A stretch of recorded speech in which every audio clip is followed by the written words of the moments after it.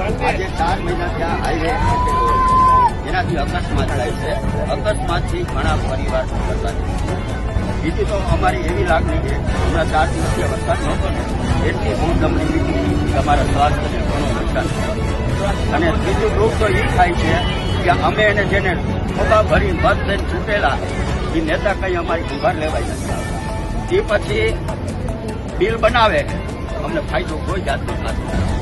ટ્રકવાળા બાઇકવાળા એના છોકરા બિચારા કરે એ કેટલું રેઠીના ટ્રક હલાવતા હોય છે. એ વેતરામાં અહીંયા હાઈવે ઉપર બેઠો છું.